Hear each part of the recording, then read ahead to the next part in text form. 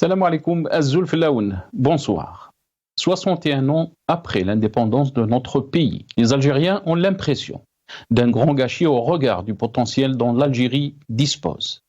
Le pouvoir a tout fait pour falsifier l'histoire de notre pays, notamment celle liée à la guerre de libération. Il a cherché par tous les moyens à faire oublier les vrais héros et ont fabriqué des zaïms et des fakhamatou. Falsifier l'histoire pour ces zaïms en carton vise également à empêcher le peuple de mesurer la distance qui sépare les escrocs et usurpateurs du pouvoir avec les vrais héros de la Révolution et ce qu'ils incarnent en termes de valeurs et de dévouement. L'idéal d'une Algérie libre, démocratique et sociale a été trahi dès l'indépendance. Dans cette perspective, on peut dire qu'il y a un lien fondamental entre le combat inachevé pour l'indépendance et toutes les luttes menées pour résister contre le système en vigueur depuis 1962. Pouvons-nous célébrer l'esprit de l'indépendance lorsque des milliers de jeunes fuient leur pays dans des embarcations de fortune pour trouver un avenir meilleur sous d'autres cieux? Pouvons-nous le faire tant que nous n'avons pas obtenu vérité et justice sur les drames qui ont ponctué notre histoire? Depuis l'indépendance, les traumatismes, les douleurs et les violences sont régentés par l'amnésie et le déni, privant la société d'une guérison nécessaire. Doit-on dès lors célébrer le 60e anniversaire de l'indépendance en dépit de tout ça? Oui, par l'engagement afin de parachever l'indépendance. En disant cela, il n'est pas question de nier ou de remettre en question les acquis inaliénables de l'indépendance, arrachés au prix de lourds sacrifices consentis par le peuple.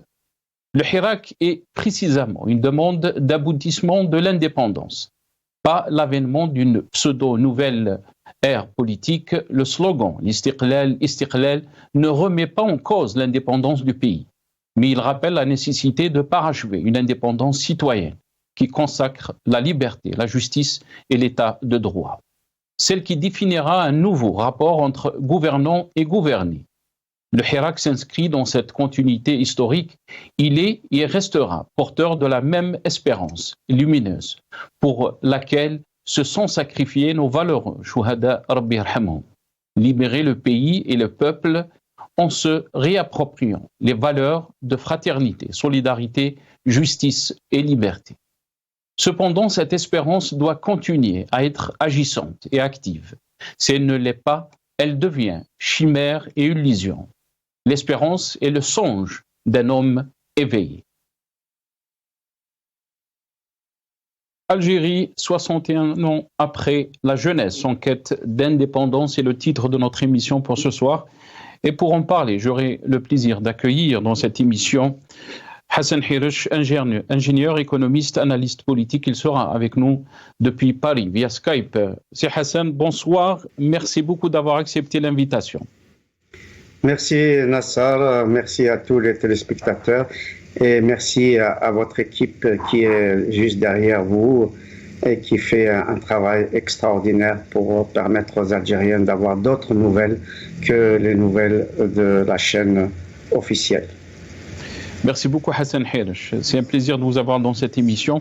On aura aussi le plaisir d'accueillir Youssef Amr Khouja, militant politique. Il est aussi avec nous via Skype depuis Paris. Youssef Amr Khouja, bonsoir. Merci beaucoup d'avoir accepté l'invitation. Marhaba bik, Youssef. Bonsoir à vous, Nassar, et à toute l'équipe Al-Magharibia, bien sûr à nos concitoyens, et notamment ceux de l'intérieur, et à vous inviter. Merci beaucoup Youssef Amr Khouja. On aura aussi le plaisir d'accueillir Azdine Toumi. Il sera avec nous depuis Alger par téléphone. Azdine Toumi, bonsoir. Merci beaucoup d'avoir accepté l'invitation. Bonsoir cher ami Nassar, bonsoir à tous tes invités, bonsoir à tous les téléspectateurs. Merci de m'avoir invité. Merci beaucoup Azdine Toumi, merci beaucoup d'avoir accepté l'invitation. Hassan Hiresh, je vais commencer cette émission avec vous. Comment peut-on définir la situation que vit notre pays 61 ans après l'indépendance? Qu'est-ce qu'on peut dire? Quel constat peut-on faire de la situation? Il y a un seul mot qui me vient tout de suite à l'esprit, c'est le gâchis. Le gâchis parce que en 1962, l'Algérie a acquis son indépendance. Il y avait un énorme espoir. Les Algériens étaient prêts à relever le défi. Jeunes et moins jeunes, hommes et femmes, étaient vraiment prêts à tout sacrifier encore, après avoir sacrifié leur sang, à sacrifier leur effort, leur sueur, pour bâtir un pays digne de ce nom, et pour justement répondre tout simplement aux aspirations du peuple algérien pendant la guerre de libération nationale, qui était surtout de libérer le pays et de libérer la société en même temps. Donc aujourd'hui, 61 ans après, on constate que le pays a été libéré, mais que la société a été assujettie.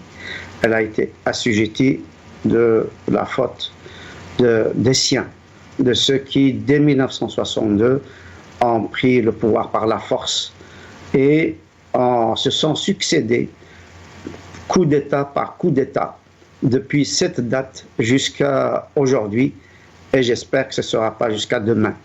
Voilà, donc pour répondre à votre question directement, cet immense gâchis a fait de l'Algérie un pays secondaire, alors que en 1962, les peuples du monde entier voyaient en notre pays un pays phare, un pays de l'espoir, un pays qui savait ce que c'était l'autodétermination des peuples, le droit des peuples à disposer d'eux-mêmes, un pays qui savait ce que c'est que la liberté, qui savait ce que c'est que le combat, justement, pour les libertés individuelles et pour les libertés collectives, le combat pour construire un État fort, un pays attractif, et pour ses enfants, et pour les enfants de l'Afrique, et pour le monde entier, dans la mesure où, effectivement, tout ce qui se réclamait à l'époque d'une certaine gauche, du centre, de ceux qui avaient en tout cas un espoir pour que le monde change, ils avaient les yeux braqués sur l'Algérie. Ils pensaient que ça allait être enfin un exemple à suivre au niveau mondial. Et malheureusement, tout ça a fait pchit, comme dirait l'autre. Et malheureusement, aujourd'hui, on continue de nous battre, chacun à sa manière, chacun là où il peut, dans l'opposition ou au sein du pouvoir, au sein de la société, à l'étranger comme au pays. On continue à nous battre pour que, justement, les idéaux démocratiques dont nous rêvions pendant toute la nuit coloniale puissent être enfin concrétisés.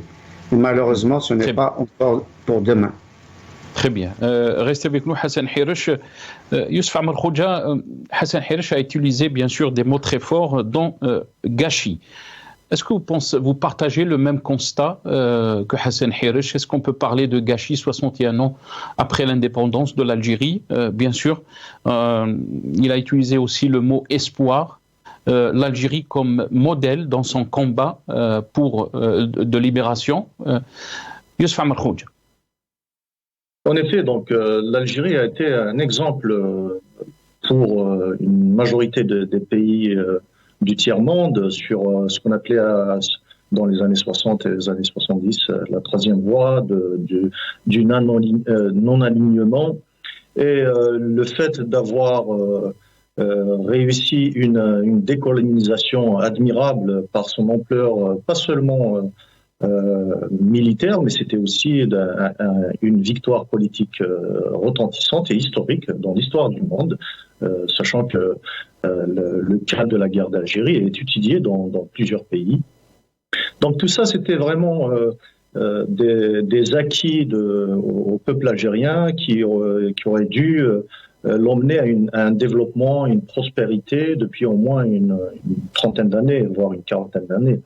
Donc c'est vrai qu'on ressent tous un petit peu ce chagrin d'avoir gaspillé des opportunités, le fait qu'on a eu cette chance ou ce malheur d'être assis sur une fortune colossale d'hydrocarbures et d'autres minerais dans le sous-sol national, mais aussi je parle uniquement des richesses matérielles, n'en parlons pas de la jeunesse et des potentialités aussi de compétences, le fait qu'on a une diaspora très large qui a vu ce qui se fait de mieux dans d'autres pays. Donc on aurait pu, par exemple,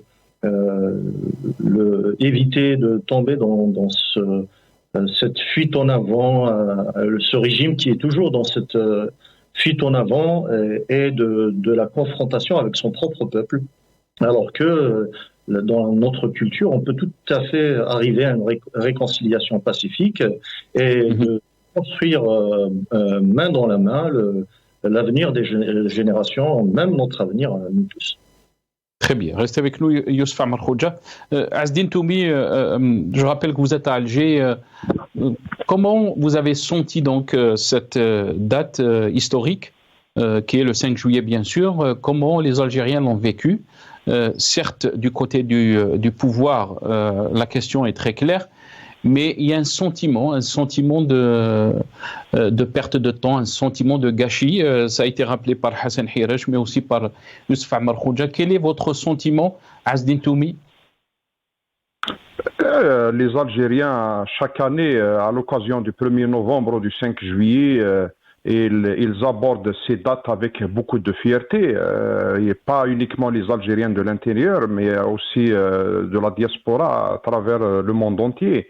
Et à aucun moment, les Algériens laisseront ces dates-là ou cette mémoire être monopolisée par le pouvoir. C'est une date qui appartient à la mémoire collective de tous les Algériens. Oui, après, bien sûr, le but de la révolution était l'indépendance, chose qui est indiscutable. Bien sûr que l'Algérie a retrouvé son indépendance par rapport au colonialisme français. Après, cette indépendance aurait dû, en se basant sur le texte de l'appel du 1er novembre, aurait dû se traduire par ce qu'ils ont appelé la restauration de l'État algérien souverain, démocratique et social dans le cadre des principes de l'islam, et puis le respect de toutes les libertés fondamentales sans discrimination de race et de confession. Donc c'est là où ça a dévié complètement, c'est là où il y a un ratage. Après, c'est un long débat, comment ça, je ne suis pas un historien, mais en tout cas, voilà. Donc aujourd'hui, à cette 61e anniversaire, on est face à deux images. Moi, en tout cas, je vois un peuple qui n'a jamais abdiqué, un peuple qui continue de se battre, un peuple qui est là en 80, 88, les années 90, en 2001, en 2014 et en 2019. Donc le peuple tient toujours à cette liberté et il veut honorer la mémoire des Shuhada qui, eux, avaient justement tracé ces objectifs que j'ai cités au début de mon intervention. Et par contre, de l'autre côté, on a un pouvoir, un régime qui est complètement à côté de la plaque, qui n'a comment dirais-je d'existence que par la force, par la répression. Il a exclu tous les dialogues et tous les acquis qu'avait arraché le peuple algérien, c'est sur la base de sacrifices. Beaucoup de jeunes, beaucoup d'hommes de valeur, de femmes de valeur ont payé de leur vie ces combats-là, pour ne pas citer les journalistes, les militants, les chanteurs, etc. Donc aujourd'hui, nous sommes face à ça, et de plus en plus le temps passe, plus ce pouvoir se montre incapable de s'adapter. Moi, je pense que c'est un régime qui ne s'adapte plus à la pensée à cette jeunesse, à l'aspiration de ce peuple qui est majoritairement composé de jeunes. Et il faut dire ce qu'il y en a. En 2019, le Hirak a été initié, a été porté, a été mis en avant par une jeunesse extraordinaire.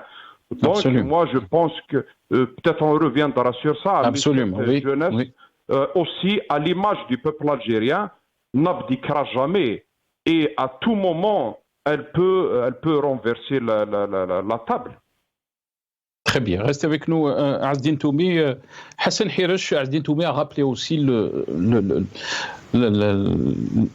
si on peut dire, le rôle de la jeunesse, non seulement pendant donc cette guerre de libération, mais aussi pendant tous les combats menés après 62 successifs, les combats bien sûr pour un changement pacifique de la situation, donc pour la démocratie, une vraie démocratie.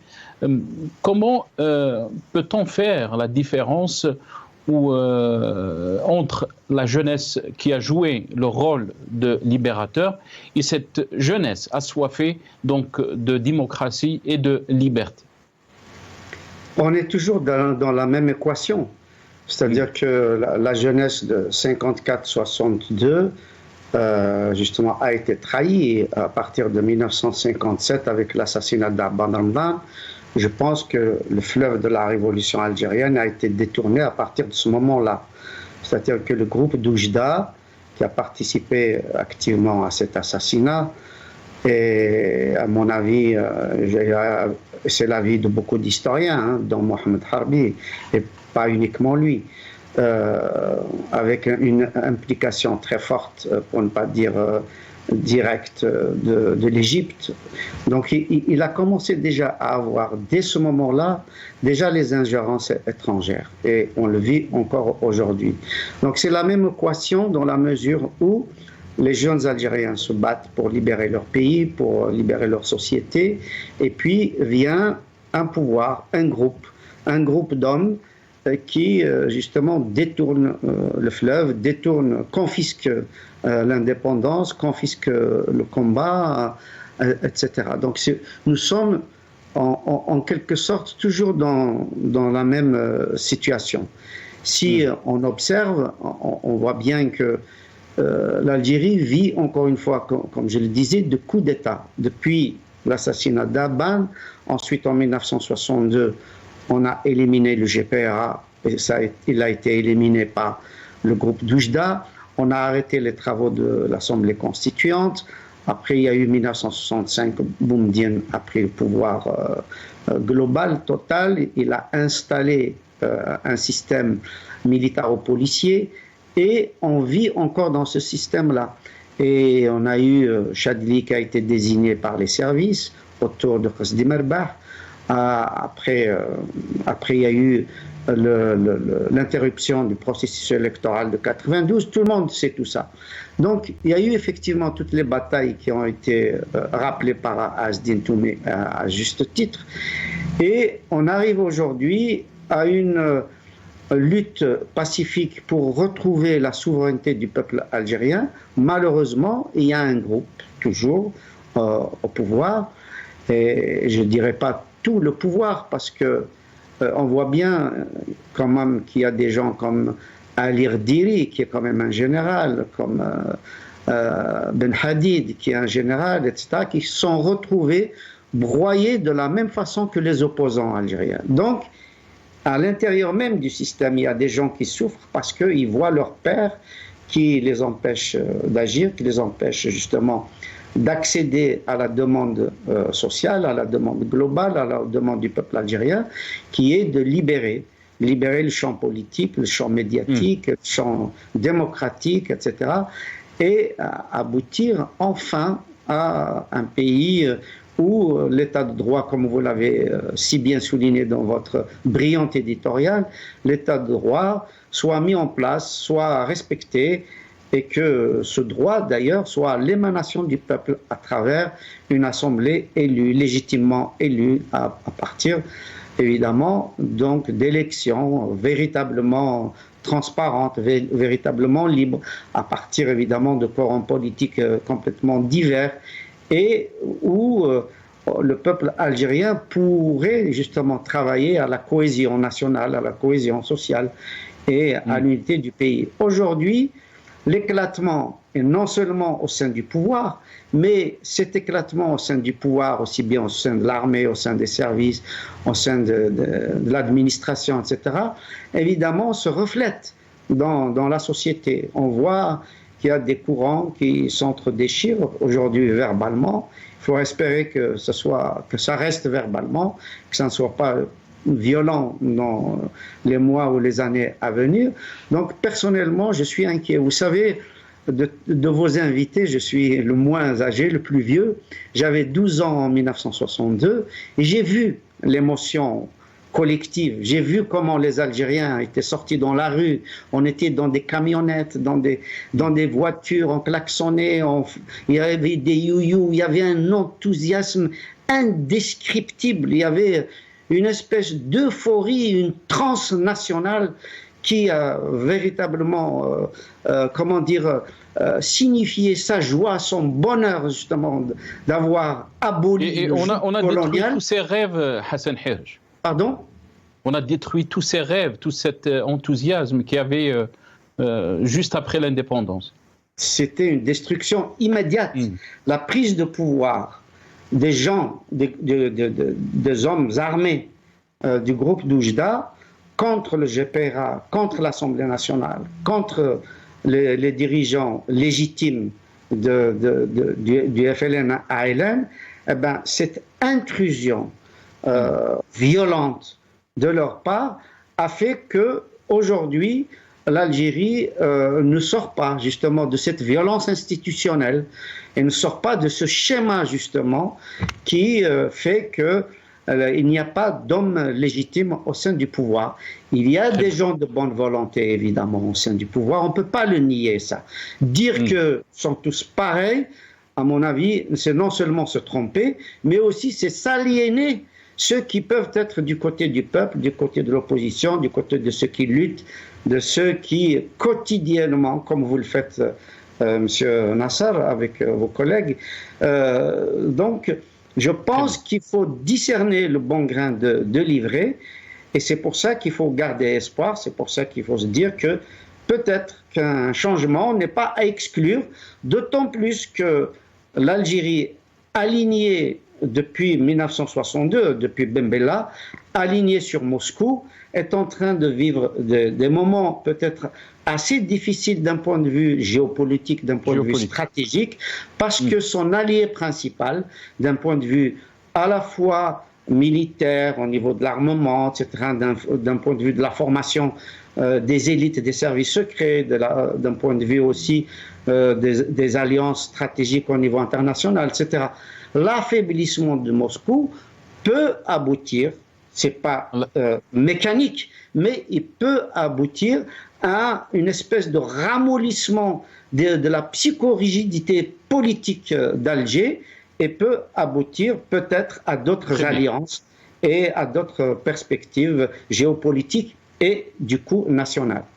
Très bien, restez avec nous Hassan Hirj. Yousef Amar Khouja, la question de la jeunesse, le rôle de la jeunesse, on l'a vu bien sûr pendant le Hirak, Yousef Amar Khouja, mais on va revenir sur une déclaration d'Abdelmajid Tebboune par rapport à cette jeunesse, on l'écoute et je reviens à vous très rapide.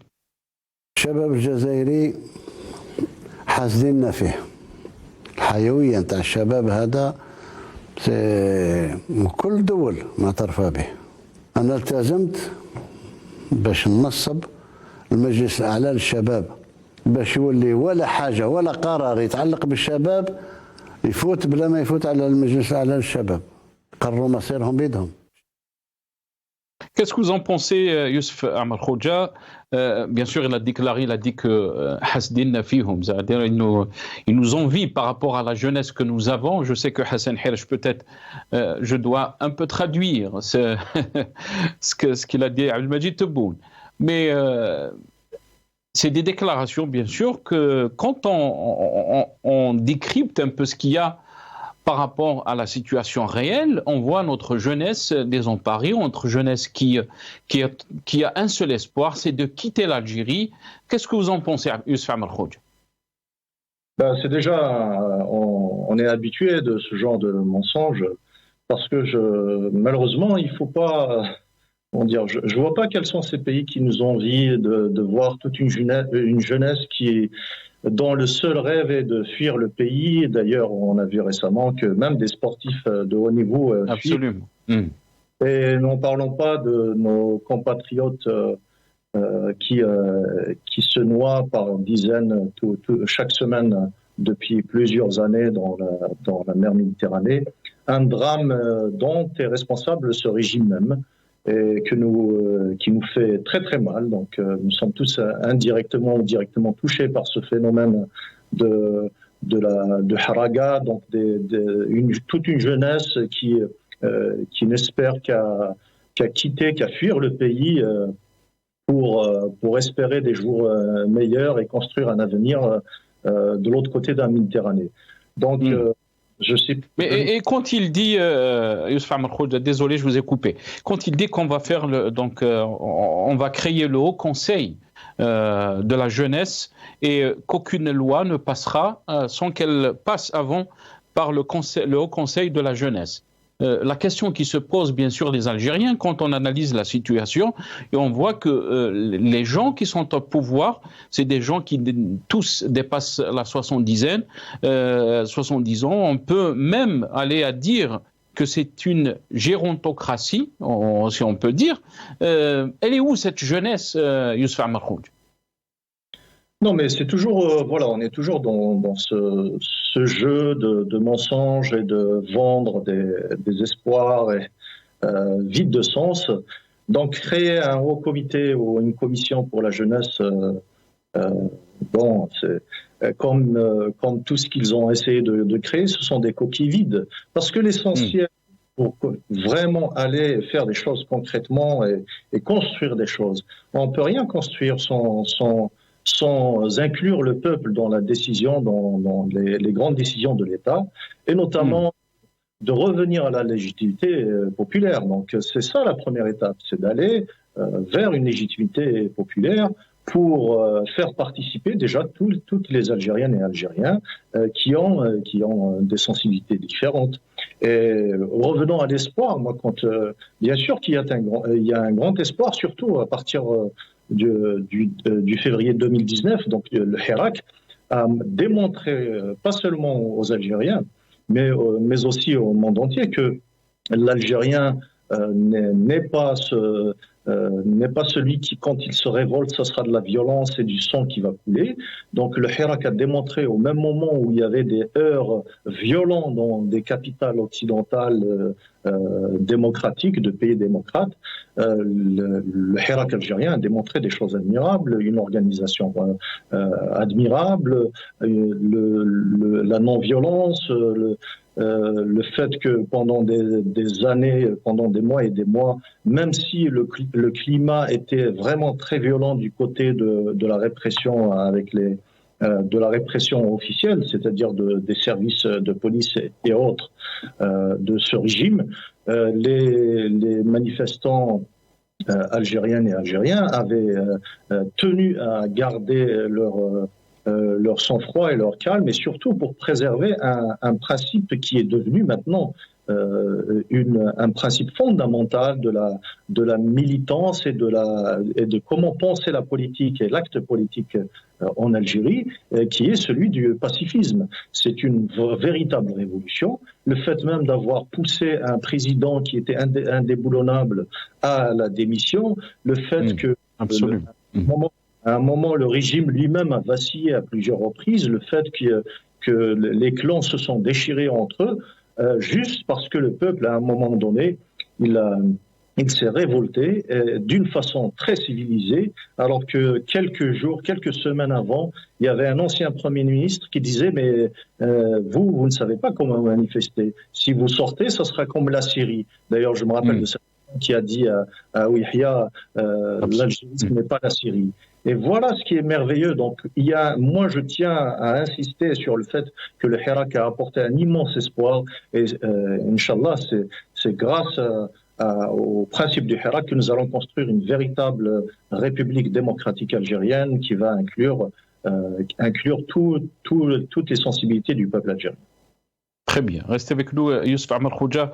Azdine Toumi, je vais revenir à vous. Le Hirak, bien sûr, a été aussi un tournant historique, Azdine Toumi, le rôle de la jeunesse pendant la guerre de libération, mais aussi le rôle de cette jeunesse pendant le Hirak. Vous avez parlé de cette jeunesse.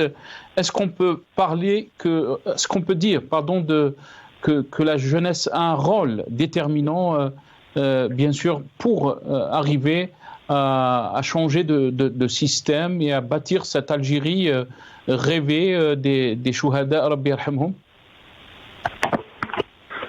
D'abord, moi, je pense que le régime, d'ailleurs, depuis 62, depuis l'indépendance, ne fonctionne pas avec la logique de dialogue, de l'ouverture, de libérer les choses, d'inclure l'opposition, etc. Bien au contraire, c'est un régime qui se base sur la pensée unique et c'est sur le parti unique et sur la pensée unique, même s'il y a après 88 d'autres partis, mais il est toujours dans cette logique de pensée unique et il est toujours dans cette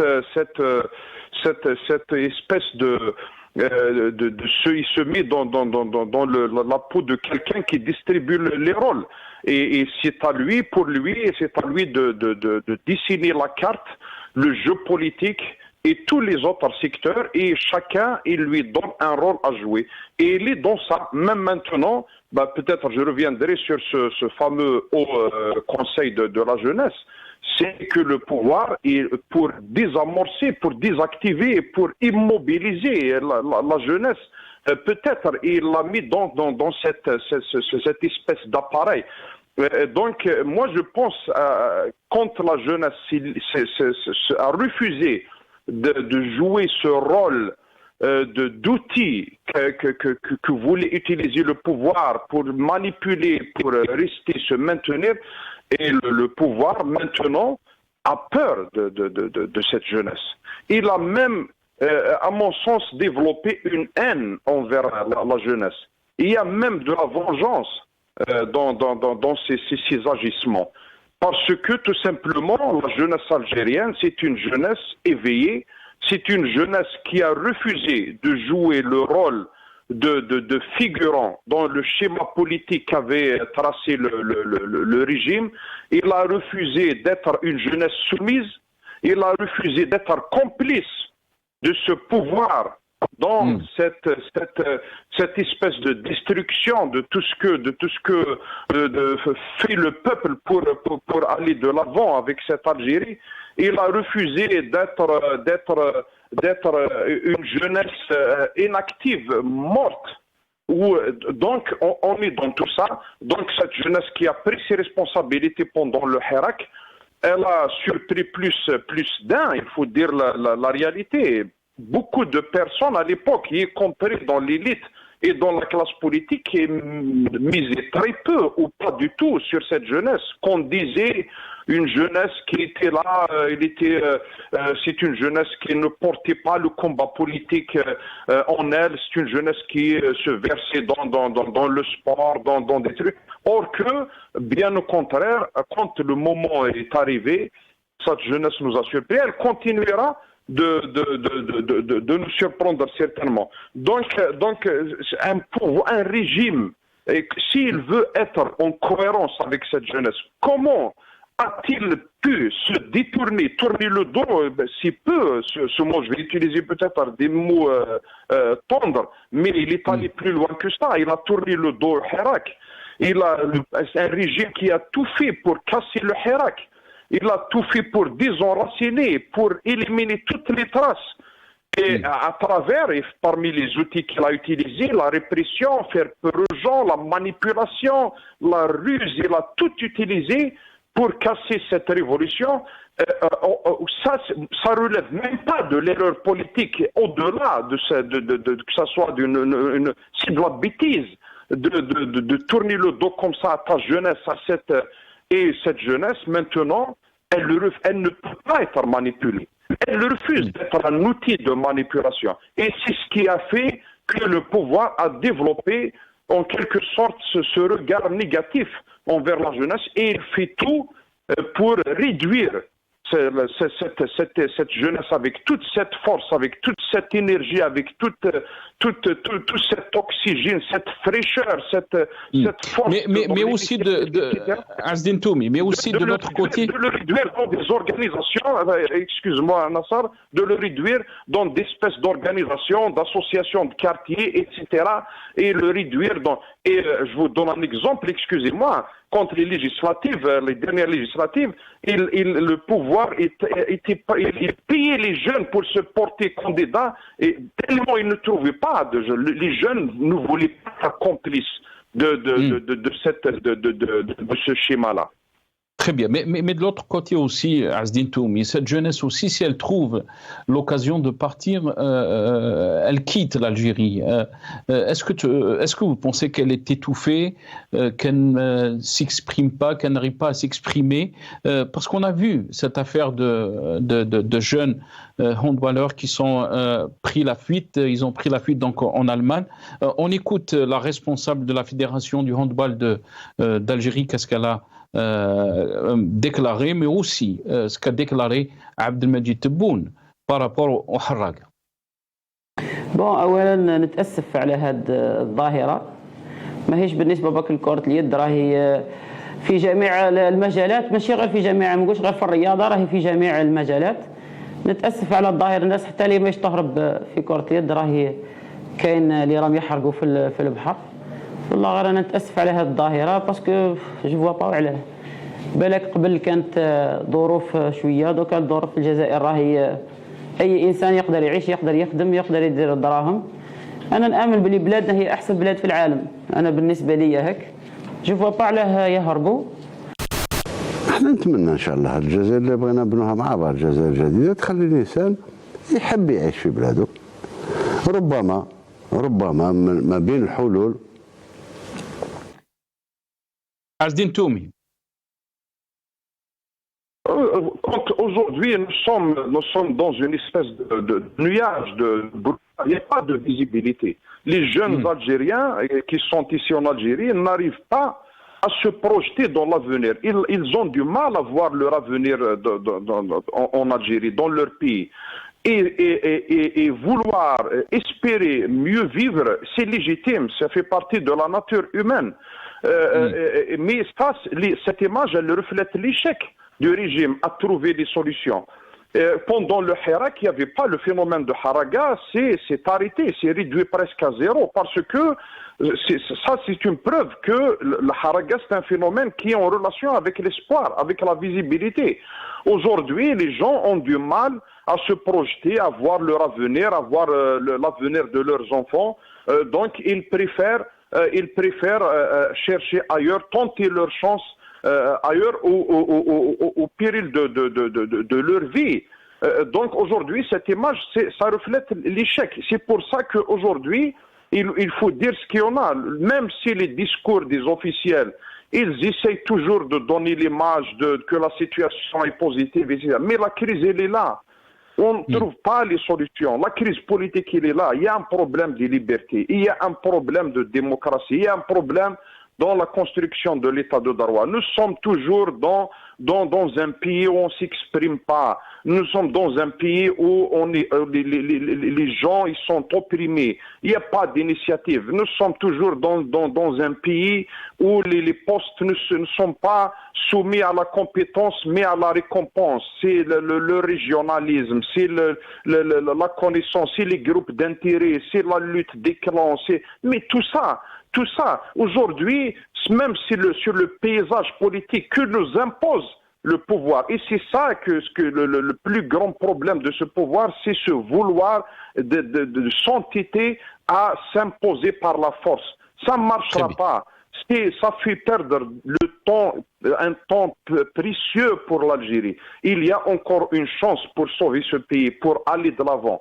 Et on voit aujourd'hui, vous voyez la visite hier de le chef de l'État qui a qui a lancé des projets de dessalement, de logement. Il n'y a aucun projet productif qui rajoute de la richesse à ce pays. Mais que produire de l'eau pour boire, l'hôpital, et encore, c'est le système de santé n'est pas le nombre de lits, le nombre d'hôpitaux. Et c'est pas ça qui reflète la qualité de la santé. La qualité de la santé, elle est soumise à d'autres paramètres, à d'autres barèmes. Donc, on est dans l'image, on est dans le populisme, on est dans l'abeth. Et ça devient de plus en plus dangereux pour notre pays. Très bien, restez avec nous, Azdine Toumi. Vous avez parlé donc de ces projets qu'a inauguré donc Abdelmadjid Tebboune hier. On va écouter donc une déclaration par rapport donc à ces projets. On écoute Abdelmadjid Tebboune. شكرا على هذه الوتيرة في إنجاز السكن، سواء كان السكن الريفي أو السكن المدعم بصفة عامة ولا سكن عدل. أقولها يعني بصفة جازمة، ما فيش في العالم، ما كانش في العالم واللي عنده الأدلة يجي يكذبنا. ما كانش في العالم اللي راه يقوم برنامج مثل هذا بالنسبة للمواطنين تاعو. يعني لا موديستي، التواضع نتاع الجزائريين ما يتكلموش عليه. Le seul transfert en dehors des États-Unis d'Amérique, et je le dis de manière officielle, 750 km à Salah, Tamarasset, c'est l'Algérie qui l'a fait. Et on peut continuer. Fakhr l'Bjabna, on peut continuer.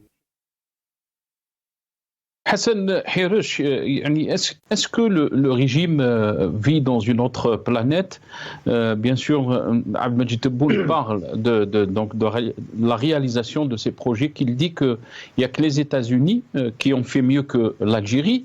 Mais bien sûr, la réalité est tout autre, en tous les cas. Pourquoi ce déni, mais aussi, vous avez parlé de l'espoir. Comment peut-on avoir de l'espoir face à une situation que vivent les Algériens?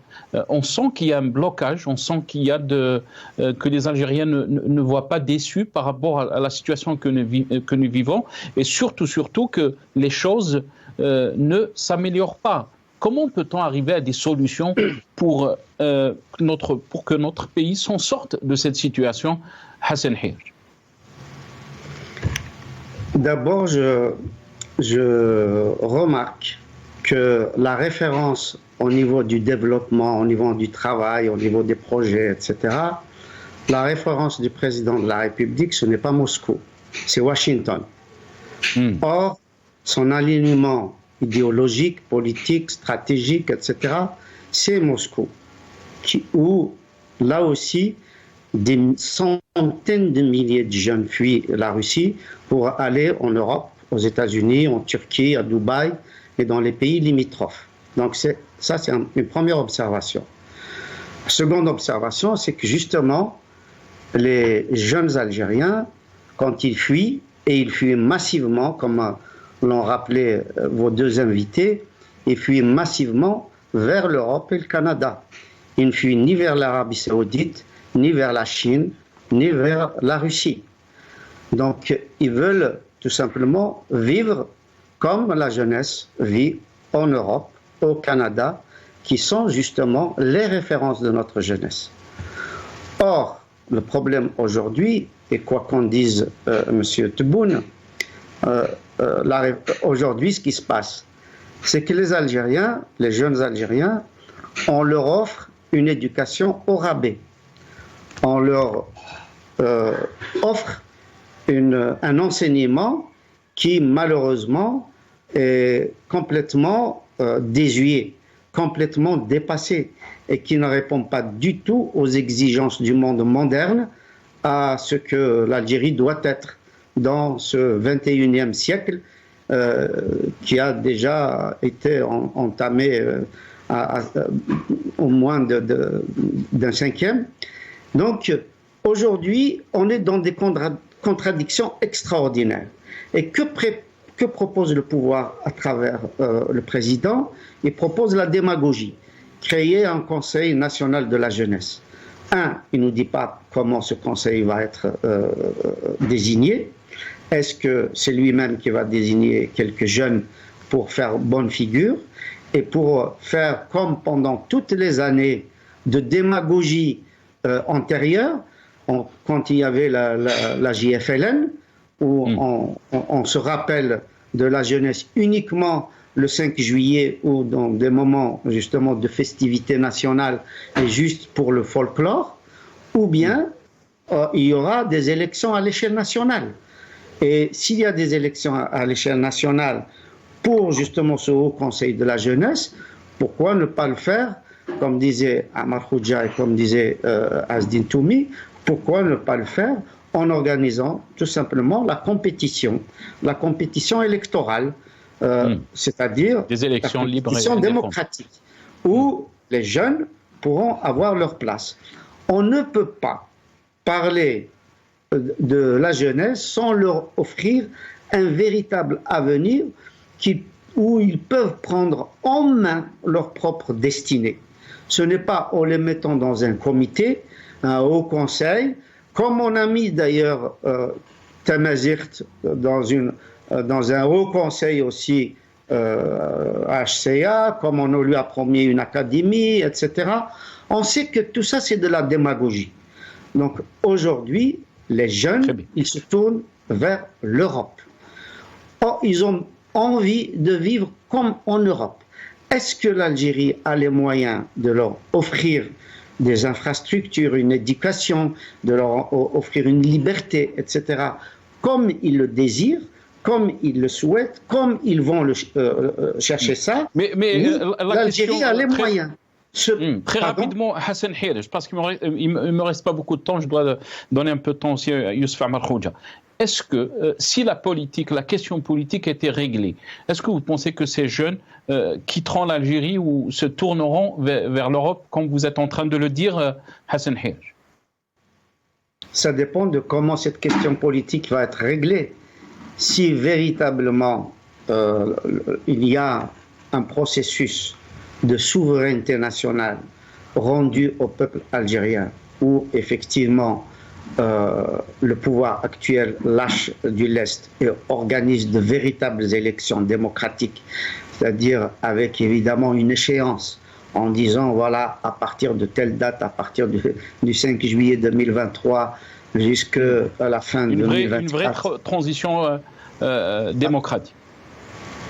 Non seulement des conditions démocratiques, mais ça ne suffit pas. C'est-à-dire la démocratie ne se limite pas aux élections, mais c'est tous les segments, c'est-à-dire au niveau bureaucratique, au niveau des financements, au niveau des institutions, au niveau de l'acceptation par les institutions fortes aujourd'hui, à savoir l'armée, les services de sécurité, la police, etc.